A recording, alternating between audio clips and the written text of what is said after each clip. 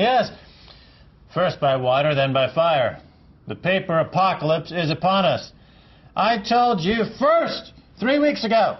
I told Robert Chalmers in The Independent, quote, I came to London because here gives you a front row seat on the imminent collapse of the entire city. Today, the UK's leading financial magazine, Money Week, says, and I quote, Britain is about to be flattened by a tidal wave of debt that will see the end of Britain. You see, we're on the bleeding edge. We're on the cutting edge. We tell you first. Stacey? Yes, Max. Well, Money Week magazine has basically a pitch out there to sell some of their subscriptions to their magazine, so some people discount this because of that. But the end of Britain, the downward slide has begun. Britain is about to be flattened by a tidal wave of debt. It doesn't matter if you vote Conservative, Liberal, Labour, UKIP, or for no party at all. The facts are the facts. That's the most important thing. Debts that can't be repaid won't be repaid. Well, you know, in this country, they brought in something called austerity. And during that period, the debts have sharply increased. And what the Money Week magazine is pointing out is that the country is now vulnerable to the slightest uptick in interest rates. And with interest rates trading at a 300-year low, the probability of an uptick in interest rates is a dead certainty. Thus, the collapse of Britain is a dead certainty. Yes, and they do allegedly have austerity here. I remember one of the big things during the U.S. elections is that Obama is a socialist and he's printed more money or incurred more debt than any president in history, blah, blah, blah. But they looked over across the pond and said, well, David Cameron's doing it right. Quote, despite David Cameron's talk of austerity, he's going to add an estimated £700 billion to the national debt in just 5 years. That's more than Tony Blair and Gordon Brown added to the national debt in 11 years. It's more than every British government of the past 100 years put together. So, again, what's facts is facts. It doesn't matter what the policy is, it seems, in a debt deflation, it all ends up to more debt. That's the only way out. Right, and the debt to GDP ratio is skyrocketing to, depending on who you ask, between 700 and 900% of GDP. So it's very similar to Iceland before Iceland collapsed. Money Week notes that the only two nations worse than the UK are Ireland and Japan.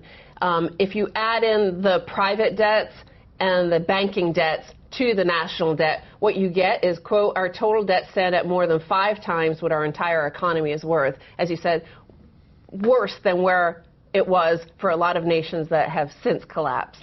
Right. I don't think people in Britain understand that the Osborne solution, David Cameron, the coalition solution to the fiscal crash is to expand the debt. All this talk of austerity has done nothing but increase the debt. So this is, again, why we're here in London, is to witness the collapse of Britain, just like we were in Iceland before Iceland collapsed. You know, this is a great place to watch a country like Britain collapse.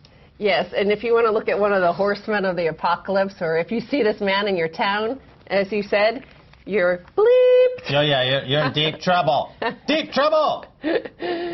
Now, the quote you did say in that magazine was, I came to London because being here gives you a front row seat on the imminent collapse of an entire city. I think that the Eurozone is overrated as a disaster area. They are not yet in as bad shape as Britain. The UK pound is about to collapse, and the collapse of the British economy will be one of the biggest in modern economic history. Now, many on Twitter last night, when I tweeted about this story in Money Week, were saying, well, one thing that the Money Week piece doesn't account for is the GDP, our increasing GDP. They only note the increasing debt.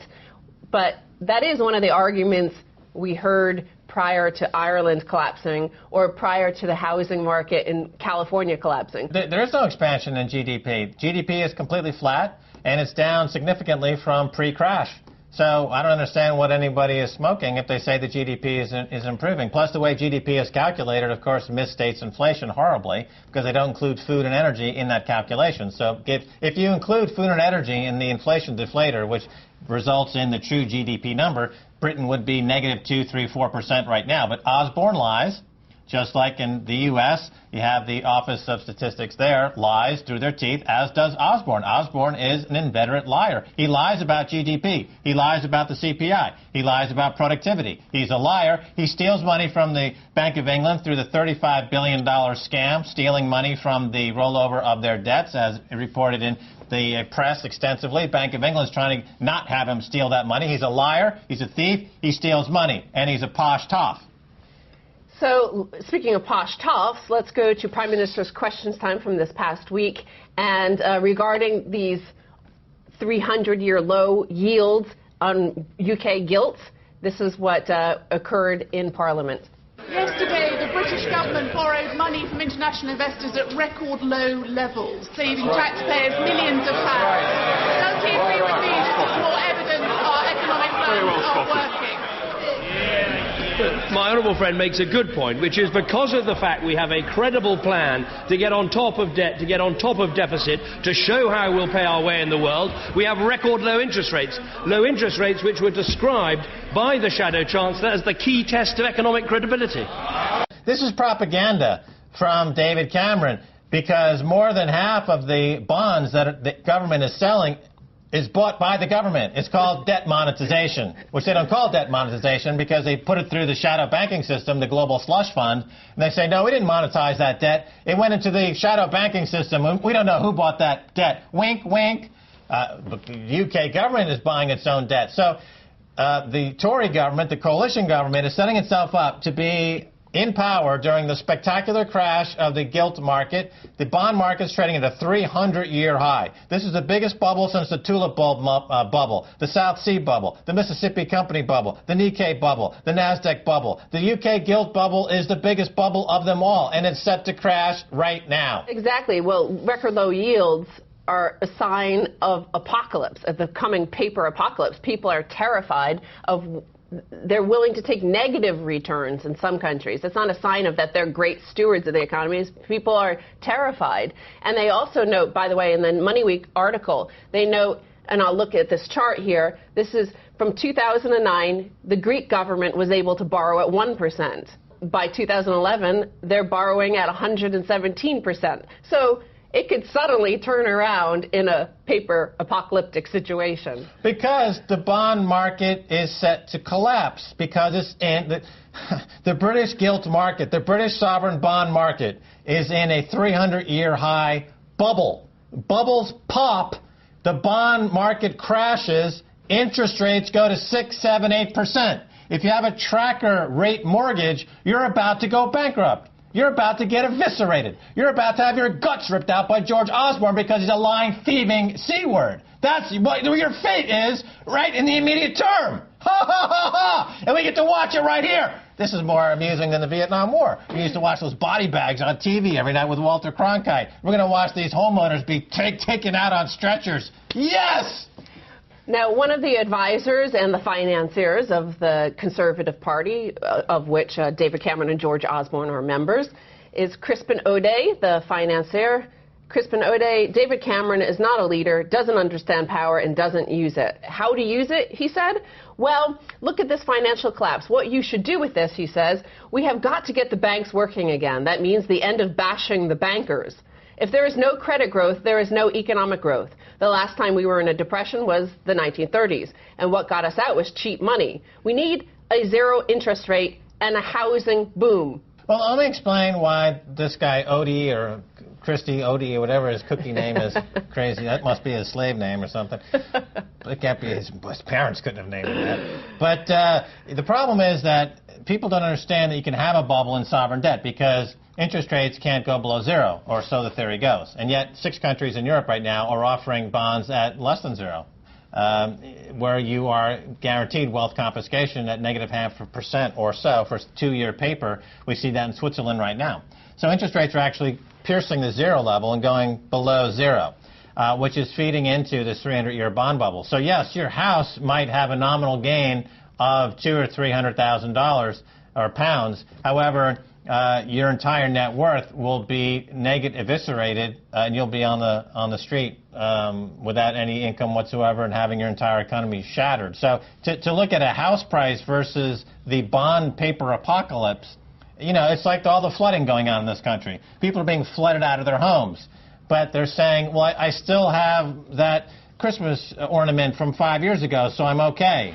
But your house just got flooded away. No, I'm okay. I've got that Christmas ornament from 5 years ago. So this guy, he doesn't understand economics, does he? Well, he is a banker, and the bankers are advising the governments around the world, and this is part of the problem of why we're getting worse and worse, why we're in a debt spiral, because you look at this next headline, Max, share traders more reckless than psychopaths, study shows. This was a study at St. Gallen University in Switzerland. And what makes individual stockbrokers blow billions in financial markets with criminal trading schemes? According to a new study conducted at a Swiss university, it may be because share traders behave more recklessly and are more manipulative than psychopaths. So Thomas Knoll, one of the researchers, the co-researchers of this study, said, naturally, one can't characterize the traders as deranged. But, for example, they behaved more egotistically and were more willing to take risks than a group of psychopaths who took the same test. And what they found was that the bankers were less interested in this study in actually gaining profit, but they were more interested in destroying their competitors at all costs. Right. Well, we saw them destroy the housing market. We're watching them destroy the sovereign bond market. We're watching them destroy democracy in Britain and other countries because they're deranged. And the comment that we should not bash bankers is absurd because they're terrorists. So I don't understand the duplicity. Why is this government hard on terrorists but soft on banking terrorists? Why do they make? Why do they? They're pathological. They're ill. They're causing more destruction than any theocratic religious extremist. The City of London is 10 times worse than any extremist anywhere in the world, and yet the government has their thumb up their swing, blowing them kisses like, we love financial terrorism. Please take me hostage and beat me to death with your collateralized debt obligations. I'm David Cameron, and I'm the stupidest frickin' leader that this country's ever had. He's stupid, he's ugly, and he's the worst politician the country's ever had. Well, how does this guy stay in office another day? To do a regime change! Get rid of him! He's a liability, don't you understand that? No, of course not. The country's walking around, sleepwalking into a big fiscal bond collapse and bond collapse. Oh, well, we got a front row seat. Bring out the body bags! Who cares? Finally, Max, you did say that first by water, then by fire, the paper apocalypse is upon us. Fire strikes 55 Water Street. I just wanted to note that this is where the same psychopathic stockbrokers, share traders, they hold their shares at the Depository Trust and Clearing Corporation at 55 Water Street, which, if you recall, we covered a few weeks ago, several trillion in share certificates were washed away in the floods. Now it's just been hit by fire this past weekend. God hates bankers. God's banking bashers. Why not you? Don't you believe in God? He hates you. Crispin O'Day. God hates you. All right, stay tuned. Thanks so much for being on the Keiser Report. Thank you, Max. Stay tuned for the second half. We have Steve Keen in the studio.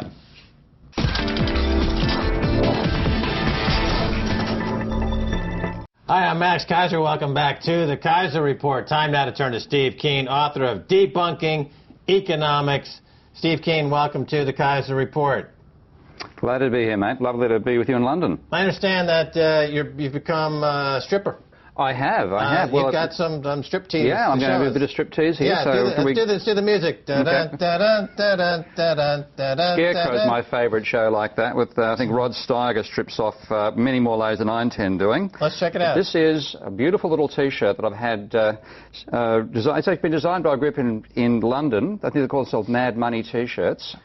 So, Minsky, stability is destabilizing. All right, fantastic. So, everything but the pole, for the pole dancing.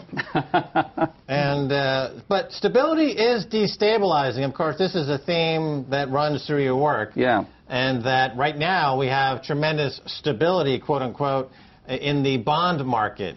People are quite anxious to get into those bonds because they're so stable. But according to Minsky, stability fosters instability, doesn't it? So, talk about that. It does, yeah. Well, you and I differ on this one, and we're going to continue differing live. I don't believe there's going to be a collapse in bond prices of sovereign bonds, because fundamentally the reserve banks in every country, and they've issued their debt in their own money, they can underwrite it, which is what they're doing right now, as you're saying. They're buying over, pretty much half the bonds through that whole sell to the shadow and buy back routine.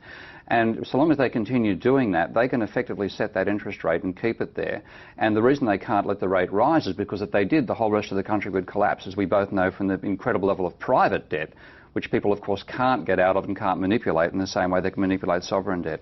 Right, but the flow of funds, the flow of money, is moving into the antithesis of fixed income and bonds, and that would be precious metals. Yeah. And we see the smartest money in the world, including the central banks themselves that are issuing all this debt, for the first time, they're buying gold.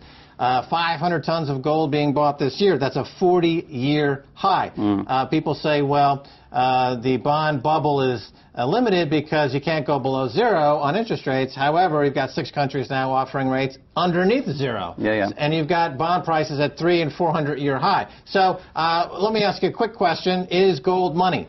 No. Okay, so that's our main difference. That's our difference, yeah. If I see it as money, and so that I have a point of view. You do not see it as money. No. That supports your point of view. Okay. Audience, put the comments underneath this, and what do you think?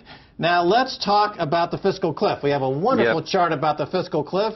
Tell us about it. Okay. What you're seeing there is my approach to what drives aggregate demand in a market economy. We live in a monetary system, and it's ridiculous that I've got to say that, but conventional economic theory, neoclassical stuff from Paul Krugman across to Cochrane at the other extreme, they model the world as that there's neither banks, nor debt, nor money. If you can model this system without considering banks, debt, and money, you know, what juice have you been drinking recently? But that dominates economic theory. Now, what I say is when you include the banking sector, aggregate demand is income plus the change in debt. So what I've got on that chart is what the rise in demand coming out of the huge growth in private debt in America up till about 2009, when it then turned sharply downwards. And he went from actually maximum 2008, and then a huge plunge in the addition that debt made to demand from being plus $4.5 trillion to minus $2.5 trillion. That's why the huge plunge occurred there. Then we've come out of it mainly because the government went from spending about something in the order of, $200, $300 billion as a deficit to about $1.5 trillion. And what that government spending did, by debt finance spending, it encouraged the private sector to slow down deleveraging. So that's why we bounced up and we now look like we looks okay in America. It's only because the government's still spending $1.5 trillion into that economy above what it brings in tax receipts. Now, if they go the other direction, not only will the government contribution go down, but the private sector will probably start deleveraging again. That leads me to my second little chart. Okay, so before we get into it, let's go back to the beginning of what you've just saying there in terms, and put it in the context of you wrote a book called Debunking Economics. And you're saying that traditionally certain things are not included in the modeling of the economy. And it goes back to what people's definition of money is, to bring that back again. Because in your definition of money, you include things like debt.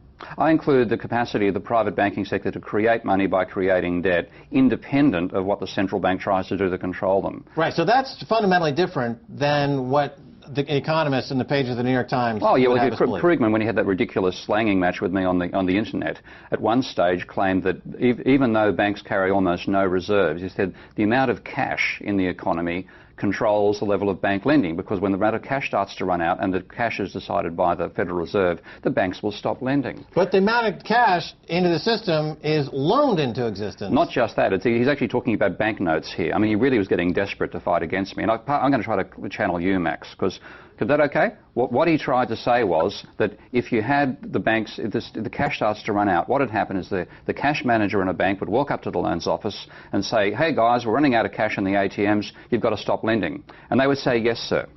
And then at the central bank, what you'd have is the employee who manages the ATMs there goes to the governor and says, Governor, the ATMs are running out of cash. And the governor would say, don't worry, the banks will stop lending money.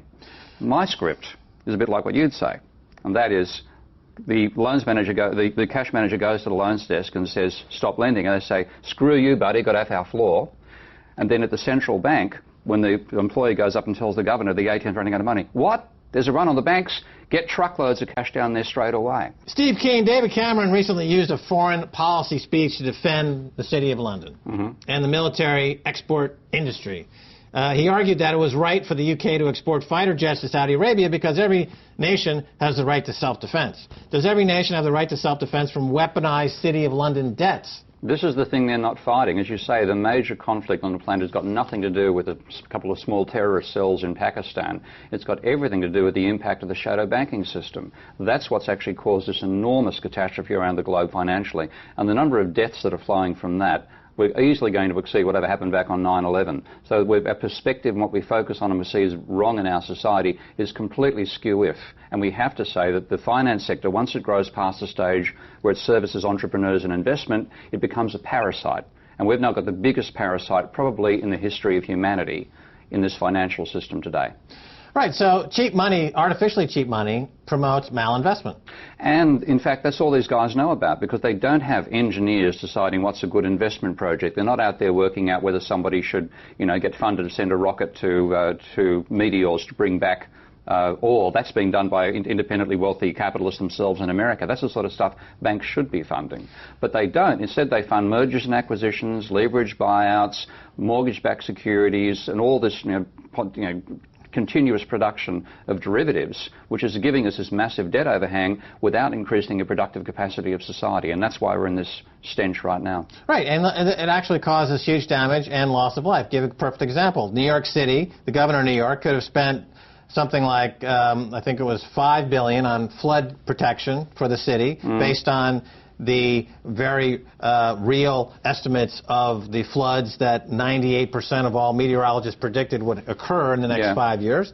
But because rates are so low and because malinvestment is rewarded so heavily, a proper investment to protect against a flood is not made. And as a result, they're paying 50, 60, 70 billion in damages, again, because of these artificially low interest rates that encourage parasitical behavior, and the engineering projects that need to be done, the things that are sustainable, get pushed to the side because they are not as profitable as slinging artificial money stimulation and weapons of mass financial destruction, as Warren Buffett calls it. Yeah, and he's right. They always have been weapons of mass destruction, far more potent than anything which was never found in Iraq. So we have to say, we have to have an intelligent, critical view of the finance system, and we have to realize the finance system will always want to create more debt, because creating debt is the source of them making profits. So they're going to try to find some way to con us into more debt, and the best way is through Ponzi schemes that generate asset bubbles in shares and property. And we're living through, the biggest we've seen on the globe on that front. And of course, we see over in America, they denied it until after it burst. They're still denying it here before it completely bursts.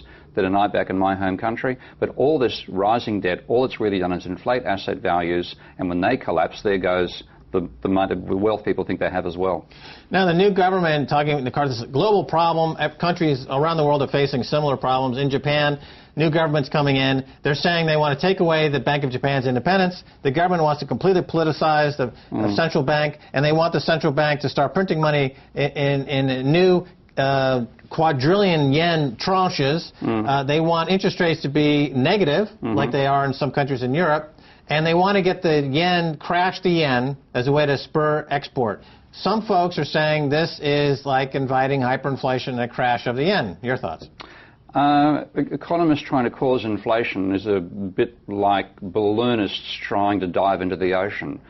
They don't know how to do it. They've got the wrong technology. So they're doing and they've been doing it for 20 years. The Central Bank of Japan actually invented the whole idea of quantitative easing. Look what a great success that's been. Inflation rate's been about a maximum of 1 or 2%, and normally it's fallen down to be -1, -2. Now, a lot of it was covered because they had thriving export during those 20 years, but now those exports are flipped. Now their trade balance is reversed. They're importing more than they're exporting. They don't have that cushion anymore. What about this idea of hyperinflation or currency collapse in Japan? A lot of smart people are saying this is now inevitable. It'll be the first of the countries to go into currency collapse. That's a possibility, because when one of the major reasons they could get away with just doing the whole sovereign debt rise to balance out the private sector was because they had this huge export surplus, exporting into the Ponzi scheme of the rest of the world. Okay, but they're a central bank. They can print their own money. They can buy back their own debt. So why is it like you said at the top of this discussion where you said, well, the central banks will buy back their own debt, you won't have a currency collapse. What am I missing? You're missing. I said the currency collapse can happen.